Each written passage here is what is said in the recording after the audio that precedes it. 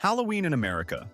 It's a time for cheap plastic skeletons, a holiday fueled by mountains of candy, and an annual suburban arms race to see who can decorate their house the best. But for some people, it's a great opportunity to unleash their inner rage and file the most incredibly stupid complaints imaginable.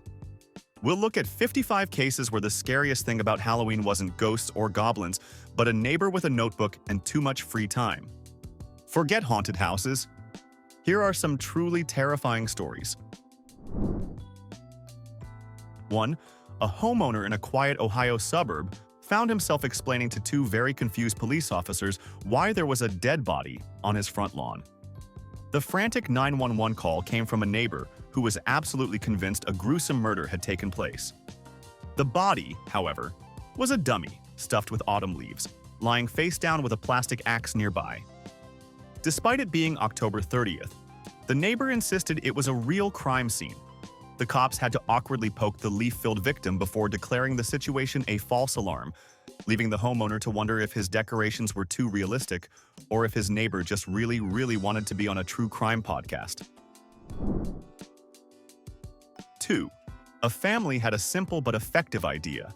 They wrapped their entire house in yellow caution tape to make it look like a crime scene or a hazardous zone. It looked pretty cool, but their neighbor, a retired insurance agent, was absolutely furious. He didn't complain that it was scary. He complained that it was a liability. He sent them a formal letter arguing that by putting up fake warning tape, they were creating a false sense of danger. He claimed that if a real emergency happened, like a fire, first responders might see the tape and get confused, potentially delaying their response. He was seriously arguing that their Halloween decorations were a public safety hazard. 3. A man in Texas took his lawn care so seriously that he installed security cameras specifically to catch trick-or-treaters cutting across his grass. He didn't complain about noise or costumes. His official complaint, filed with his homeowners association, was about unauthorized foot traffic compromising turf integrity. He submitted hours of footage showing 7-year-old Spider-Men and tiny princesses taking the shortest route to his doorbell, demanding the HOA take action against their parents for failing to teach proper lawn etiquette. He wasn't giving out candy. He was apparently handing out citations for trespassing on his precious fescue. 4.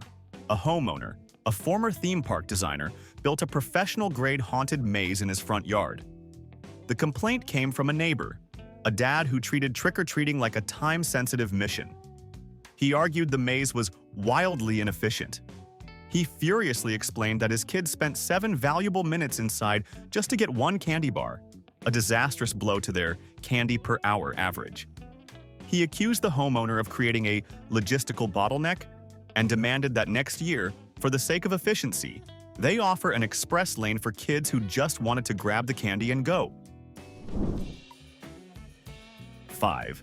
This is a wild story of alleged Halloween intellectual property theft. A woman called the non-emergency police line to report that her neighbor had plagiarized her decoration theme from the previous year. Both yards featured a scene of skeletons enjoying a backyard barbecue. The caller claimed she was the original artist of the skeleton cookout concept in their neighborhood, and that her neighbor's identical display was a blatant act of creative theft that diminished her own holiday spirit. The dispatcher had the unenviable task of explaining that skeletons grilling hot dogs was not a theme protected by copyright law. 6. A homeowner living near a small airport hung a life-sized witch on a broomstick from a high tree branch. Their neighbor, a retired pilot, didn't see a decoration. He saw an aviation hazard. He filed an official complaint with the city, classifying the witch as an unregistered unmanned aerial vehicle, or a drone. He seriously argued that because it was operating in controlled airspace without approval, it posed a threat to low-flying planes and demanded the homeowner either register their vehicle with the FAA or take it down immediately. 7. In a truly baffling case of auditory distress, a woman filed a noise complaint against her neighbor's animatronic witch. The issue wasn't the volume of the witch's cackle. The neighbor, an avid local birdwatcher, claimed the high-pitched shriek was sonically identical to the mating call of the North American screech owl. She alleged this was confusing the local bird population during a critical migration period and demanded the homeowner switch to a sound that was less ornithologically ambiguous, perhaps a low moan that wouldn't disrupt any potential owl romances. 8. A homeowner thought they were being generous by giving out handfuls of classic bubblegum. They were soon confronted by a neighbor, a mom who was fiercely anti-sugar, holding a piece of double bubble as if it were a toxic substance. She didn't thank them for the treat. She launched into a lecture. She accused them of actively promoting childhood tooth decay and being co-conspirators with the dental industry.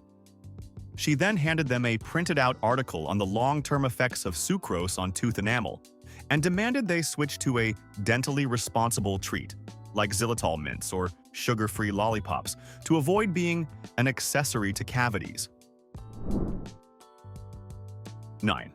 A homeowners association sent a formal complaint to a resident about his Halloween decoration. The decoration was a skeleton sitting at a desk, furiously typing on an old typewriter. In front of the skeleton was a sign that read, "Writing another complaint to the HOA."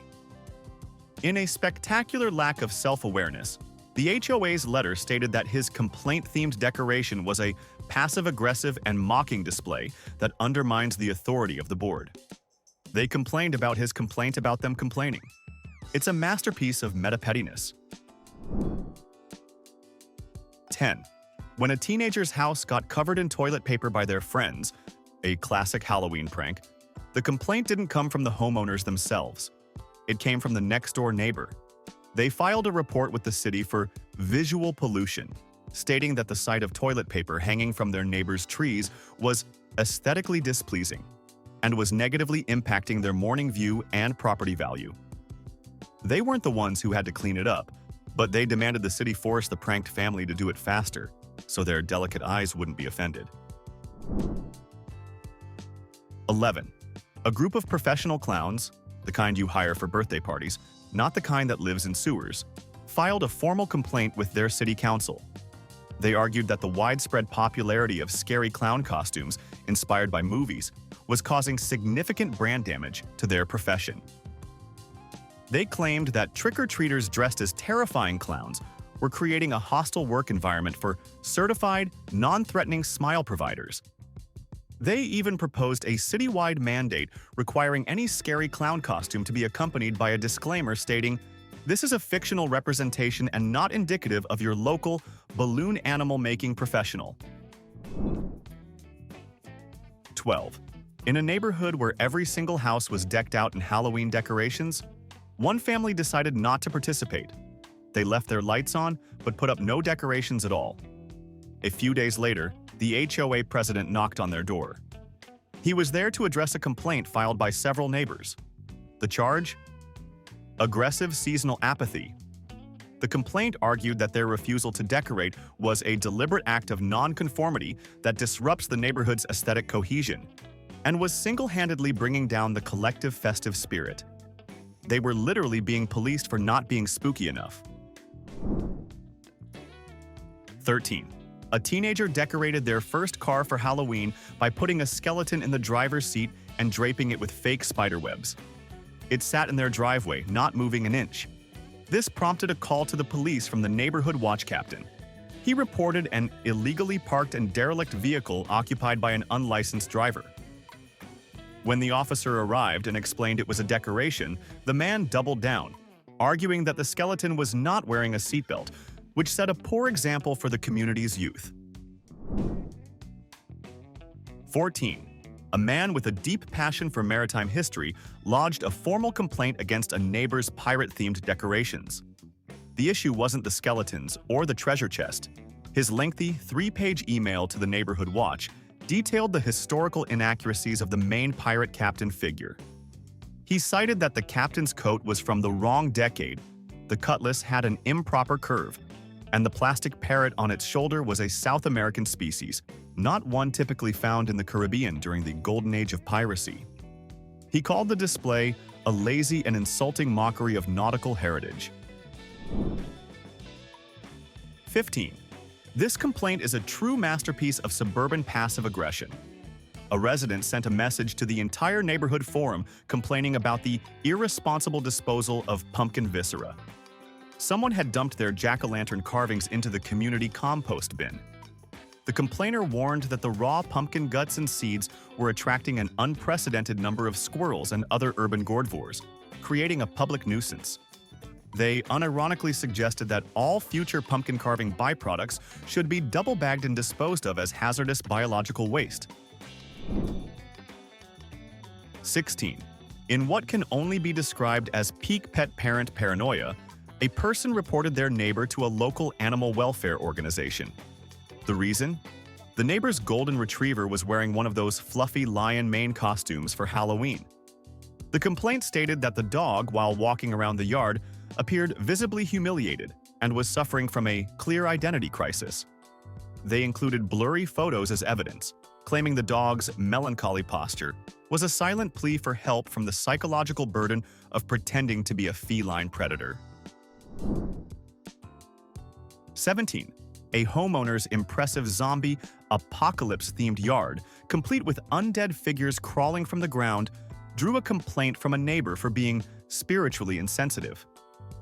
The complaint, sent to the homeowner via a certified letter, argued that making light of the undead was deeply disrespectful to souls who have actually passed on. The neighbor, who claimed to be a paranormal enthusiast, insisted that such a display could confuse and agitate actual spirits in the vicinity, potentially leading to a genuine haunting for which the decorator would be held responsible. 18. One tech-savvy homeowner installed a new doorbell that, instead of a chime, let out a blood-curdling scream whenever it was pressed. A neighbor, who was also a child psychologist, threatened legal action. Her complaint wasn't that the scream was too loud or scary. She claimed the doorbell was creating a negative Pavlovian response in the neighborhood children, conditioning them to associate the act of ringing a doorbell with terror. She argued this could lead to long-term anxiety and a generational distrust of entry-point signaling devices. 19. A tech-savvy but socially inept homeowner set up a system to track the performance of trick-or-treaters. The next day, he posted a detailed analysis on the neighborhood's social media page, complete with charts and graphs. His complaint was that only 68% of the children said, "Thank you," and of those, a mere 22% made what he deemed sincere and direct eye contact. He unironically proposed that the neighborhood implement a tiered candy system for next year, where candy quality would be directly proportional to a child's demonstrated level of gratitude. 20. In Oregon, a dad dressed in a cheap vampire costume was just trying to get his new fog machine to work for the trick-or-treaters. His biggest problem was a weird burnt plastic smell. His second biggest problem was the police officer who showed up at his door. A neighbor had called the non-emergency line to report unlicensed pyrotechnics and potential satanic rituals. They were deeply concerned that the fog, bubbling from a plastic cauldron lit by an orange bulb, was an attempt to summon spirits. The officer had to break the news that the only thing being summoned was a mild headache, not Beelzebub. 21. A homeowner put up a very generic, store-bought witch decoration next to a bubbling cauldron. A few days later, she was served a handwritten, notarized letter from her next-door neighbor, accusing her of defamation of character via seasonal effigy. The neighbor, a woman in her late 60s, claimed the witch's pointy nose, green-tinged skin, and long, stringy hair were a deliberate and malicious caricature of her own appearance. She alleged that the placement of the witch was a targeted act of harassment and demanded the unauthorized and unflattering likeness be removed immediately, along with a formal apology for the emotional distress caused by the public mockery. 22. A homeowner, being a huge fan of classic slasher films, decided to decorate his yard with a life-sized mannequin wearing a hockey mask. His neighbor's complaint to the HOA wasn't that the figure was too scary for the kids. Oh no. It was that the decoration was tacky and lacked class. The neighbor, a self-proclaimed horror movie expert, argued that slasher villains lacked the classic elegance of Dracula or Frankenstein's monster. He claimed the display was an insult to true horror fans and was dragging down the neighborhood's reputation with its cheap thrills. He was literally trying to gatekeep Halloween decorations. 23. A parent took to a community Facebook group to complain about a house where the man giving out candy was wearing a plain t-shirt and a novelty hat shaped like a slice of pizza. The complaint argued that this pathetic lack of effort showed a deep disrespect for the children and the sanctity of Halloween. They claimed his minimalist costume was teaching kids that mediocrity is acceptable and called for a neighborhood-wide standard of at least 50% costume coverage for all candy distributors. 24. A resident with a flair for the dramatic placed foam tombstones all over their front yard, each with a funny epitaph. They soon received a cease and desist letter from a neighbor who happened to be a retired safety inspector. The letter claimed the random placement of the lightweight tombstones created a hazardous and unpredictable obstacle course, posing a significant tripping risk. Not for trick-or-treaters, mind you, but for emergency first responders who might need unencumbered lawn access in a life-or-death situation. 25. This might be the most ridiculously specific noise complaint ever filed. A man called the non-emergency police line at 9:30 p.m. on Halloween to report excessive and rhythmic crinkling noises. The source of the disturbance? The sound of trick-or-treaters walking past his house, carrying plastic bags full of candy. He claimed the collective rustling of the candy wrappers was disruptive to his peace and quiet, and asked if the police could enforce a less noisy candy receptacle policy for the rest of the evening. 26.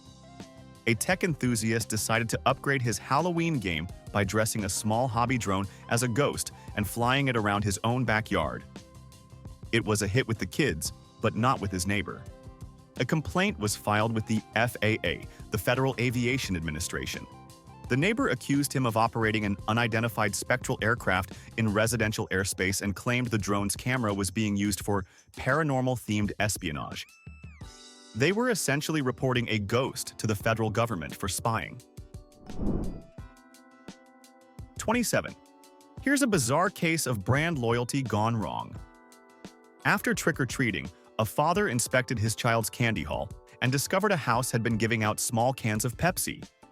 He marched back to the house and confronted the owner, not because soda is unhealthy, but because he was a die-hard Coca-Cola fan.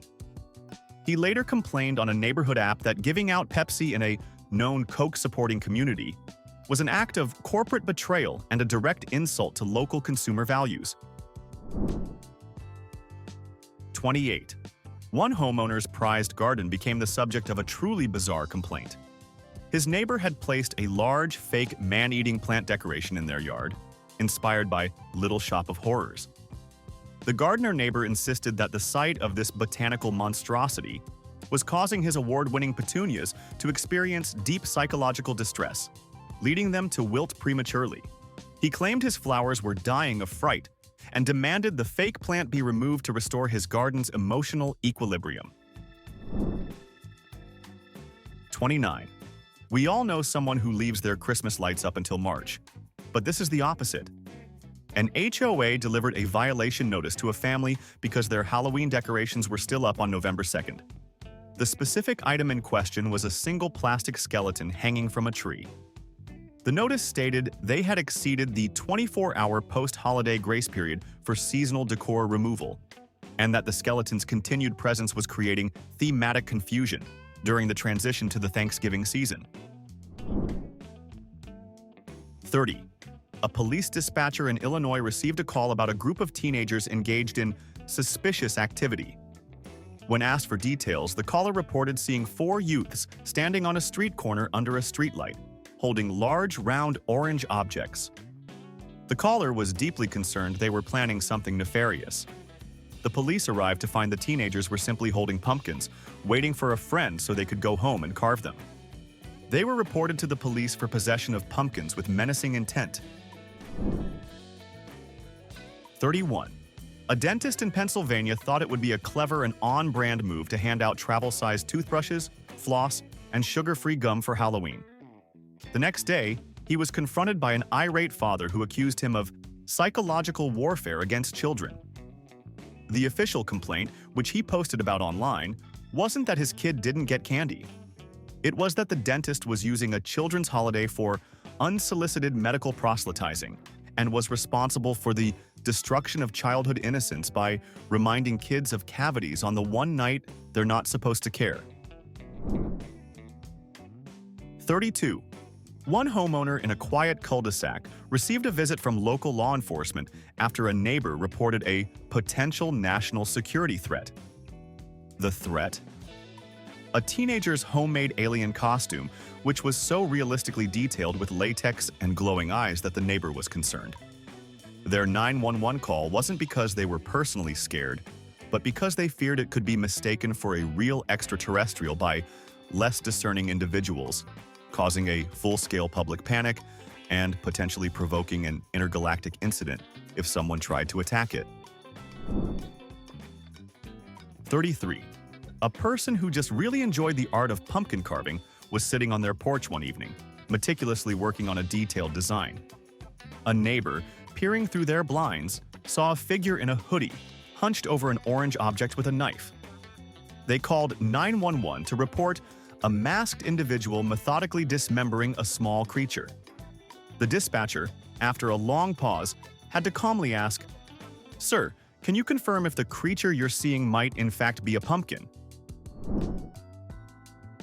34. To get into the Halloween spirit, a family painted their front door a bright, festive orange. A week later, they received a violation notice from their HOA. The complaint stated that while temporary decorations like wreaths and skeletons were perfectly acceptable, altering permanent architectural features was strictly forbidden. The HOA classified their orange door as a non-compliant structural modification that violated the neighborhood's approved palette of beige, taupe, and slightly darker beige. They were given 48 hours to return their door to a state of acceptable blandness. 35. Imagine this. A homeowner sets up a digital projector that casts spooky, ethereal ghosts dancing across the front of their house. It's a pretty cool effect. But their neighbor, convinced they were witnessing a genuine paranormal event, called a local ghost hunting team to investigate. When the ghost hunters couldn't find any evidence of actual spirits, the neighbor filed a complaint with the city, accusing the homeowner of fraudulent supernatural advertising and causing unnecessary spiritual excitement. They were literally demanding a refund for a free ghost show. 36. A resident's incredibly detailed haunted house setup, complete with eerie sound effects, drew a complaint from a neighbor who was a part-time yoga instructor. She claimed the ambient sounds of clanking chains, distant screams, and ghostly moans were leaking into her home and disrupting its feng shui. In her email to the homeowner, she explained that the aggressive and chaotic sound waves were creating negative energy vortexes in her meditation room, making it impossible to achieve a state of inner peace. She demanded they switch to more harmonious and spiritually balanced sounds, suggesting perhaps the gentle hooting of an owl or the sound of rustling leaves instead. 37. The city of Burbank, California, famously banned silly string on Halloween after a torrent of complaints from local business owners. One particularly dramatic complaint, read aloud at a city council meeting, described the aerosol string as a multicolored menace and a nearly impossible-to-remove polymer that clings to public property with the tenacity of a barnacle. The business owner claimed his employees had to spend dozens of man-hours scraping the vile, sticky substance off their storefronts, calling it a form of festive vandalism. 38. A man in Florida called the police department on the evening of October 30th. He didn't want to report a crime in progress. He wanted to pre-report a crime that he was certain was going to happen. He explained he had a strong gut feeling that his house was a prime target for being egged by teenagers. He demanded that the police add his address to a special high-risk asset protection list for Halloween night and asked if they could station a patrol car at the end of his driveway for the entire evening as a proactive deterrent. 39. A man decorated his yard with a Grim Reaper figure holding a scythe, which he positioned near his mailbox. He soon found a notice in his mailbox the only piece of mail he received that day, from his mail carrier. The carrier had filed a formal workplace safety complaint with the U.S. Postal Service, claiming the Grim Reaper was a hostile and threatening presence that created an intimidating work environment. He refused to deliver any more mail until the symbol of death was removed from his federally mandated route. 40. One particularly eco-conscious resident submitted a complaint to their neighborhood's Green Committee about a neighbor's scarecrow. The issue wasn't its appearance or placement. The complaint detailed how the scarecrow was stuffed with synthetic polyester filling, which is not biodegradable. The author argued that this introduced harmful microplastics into the local soil, and that the scarecrow should be restuffed with 100% organic, locally sourced gluten-free straw to comply with the community's commitment to sustainable and environmentally responsible holiday decorating. 41. A homeowner, incredibly proud of their new, very realistic zombie apocalypse lawn display, complete with gory, crawling figures and fake blood splatters, soon received a formal cease and desist letter. It wasn't from a concerned parent. It was from their neighbor, a high-strung real estate agent who had a house for sale 2 doors down. The letter claimed the excessively gruesome and theatrical staging was severely damaging the neighborhood's curb appeal and creating a negative market perception. She argued that potential buyers driving by would mistake the scene for evidence of urban decay and threatened to hold the homeowner financially liable for any reduction in the final sale price if her upcoming open house was a flop. 42. A homeowner decorated their house with several large, hairy spider props, including one that dangled menacingly over the front porch. The complaint came from their neighbor, an IT specialist who worked from home.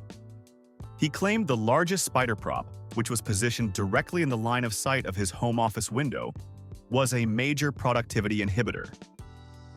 In a formal email to the HOA, he stated that the spider was so realistic it was triggering his arachnophobia on a subconscious micro level every time he glanced up, causing him to lose his train of thought. He included a log of his spider-induced work interruptions and demanded the 8-legged distraction be moved to a less professionally disruptive location. 43. In an attempt to be healthy, one house decided to give out small boxes of raisins. The next morning, a mother posted a furious, multi-paragraph rant on the neighborhood Facebook page. Her complaint wasn't just that raisins are boring. She accused the homeowners of committing a bait and switch and violating the social contract of Halloween. She argued that trick-or-treating is built on the sacred promise of processed sugar and artificial flavors, and that offering dried fruit was a passive-aggressive nutritional lecture disguised as a treat. She finished by declaring that she had thrown the raisins in the trash, calling them nature's most disappointing candy. 44. A mother in an affluent suburb dressed her 4-year-old son in a classic ghost costume, just a simple white sheet with eye holes. A neighbor, who had a PhD in child psychology, cornered her the next day to express her grave professional concerns. She argued that dressing a child as a ghost, an entity without a face or distinct features, could inadvertently promote identity erasure and depersonalization during a critical developmental stage. She genuinely suggested that this could lead to an existential crisis and offered to recommend a child therapist to deal with the potential trauma of being a sheet for 2 hours. 45. A family left a large bowl of assorted candy on their porch for trick-or-treaters. The next morning, they found a small Ziploc baggie taped to their front door containing a single, sad-looking Tootsie Roll. Attached was a note from a neighbor. The note wasn't complaining about greed or germs. It was a formal complaint about poor candy curation. The neighbor wrote that their child had rummaged through the entire bowl and found nothing but bottom-tier, B-list candies. The note ended with the line, "We are returning this Tootsie Roll as a gesture of protest. Please try to offer a more premium selection next year." They were literally grading their candy choices. 46. A homeowner with a love for theatrics rigged a hidden speaker in their bushes to play a low, looping track of spooky whispers and unsettling giggles. The complaint didn't come from a parent of a scared child. It came from their neighbor, a dog owner, who filed a formal report with animal control. He claimed the subaudible ghostly frequencies were causing his prize-winning French bulldog, Sir Reginald, severe psychological distress. He insisted that while humans couldn't fully register the sounds, his dog's sensitive ears were being bombarded, causing the dog to refuse his organic, grain-free kibble and exhibit unprecedented levels of existential dread. He demanded the homeowner cease the canine-specific paranormal harassment immediately. 47. A man in Florida complained to his HOA that his neighbor's Halloween light show was unfairly spectacular. The neighbor had set up a full animatronic graveyard with projected ghosts and a synchronized music and light display that drew crowds. The complainer argued that this professional-level setup created unrealistic expectations for other residents and was a form of holiday-based intimidation. Essentially, he was furious that his single plastic pumpkin looked pathetic by comparison and wanted the HOA to force his neighbor to tone down the awesomeness so he could feel better about his own minimal effort. 48. A mother in a gated community called the police to report a deceptive Halloween practice. A neighbor had left an unattended bowl of candy on their porch with a sign that said, "Take one." By the time her child arrived, the bowl was empty. She wasn't mad at the kids who took the candy. She was accusing the homeowner of false advertising of seasonal treats. She insisted that an officer should investigate because her son had been promised candy, and the failure to deliver constituted a breach of the trick-or-treat social contract. 49. A homeowner put up a very common store-bought sign on their spooky, fog-filled porch walkway that read, "Enter if you dare." An Amazon delivery driver, tasked with dropping off a package, saw the sign, stopped dead in his tracks, and marked the package as undeliverable, unsafe location. The homeowner later got a notification and found the driver's notes, which stated, "Customer has created a hostile delivery environment with a clear conditional threat. I am not paid enough to dare." A formal complaint was filed by the driver against the homeowner for violating Amazon's safe access policy with a joke. 50. In an Arizona suburb where every lawn is perfectly manicured, a homeowner received an HOA violation notice for airspace and sunlight obstruction. Their offense: a 12-foot-tall inflatable dragon that, for approximately 45 minutes each afternoon, cast a shadow over their neighbor's prized rose garden. The neighbor's complaint meticulously detailed the detrimental impact of prolonged, dragon-induced shade on their flowers' photosynthesis cycle. They weren't asking for the dragon to be moved. They were demanding it be deflated during peak sunlight hours, effectively giving a mythical beast a state-mandated nap time. 51. One of the most widespread Halloween complaints is also one of the most creatively dumb. A man threatened to sue his neighbor over the fake stretchy spiderwebs they had draped across their bushes. His reasoning: he wasn't afraid of spiders. He was concerned about liability. He drafted a formal letter claiming the decorative webbing constituted an unregulated public entanglement hazard. He even detailed a hypothetical scenario where a small child or a particularly clumsy squirrel could become ensnared, leading to panic and potential injury. He demanded the webs be removed before a squirrel-related lawsuit became necessary. 52. To create a simple, spooky mood, a family swapped their regular porch lights for orange and black bulbs. A few days later, a very serious letter appeared in their mailbox from a neighbor who was a passionate amateur entomologist, an insect expert. The letter stated that the specific wavelength of the orange light was a known disruptor of nocturnal Lepidoptera mating patterns. He claimed this unnatural luminescence was confusing a rare local moth species, causing catastrophic reproductive confusion and threatening the entire local ecosystem. He included a hand-drawn diagram of a moth's flight path being diverted by their porch light and demanded they switch to a more entomologically responsible color. 53. A parent on a neighborhood social media page went on a bizarre rant, publicly shaming a house for the crime of giving out full-sized candy bars. Their complaint wasn't about health or sugar intake. They were furious because this overly generous act created an unsustainable precedent for the rest of the block.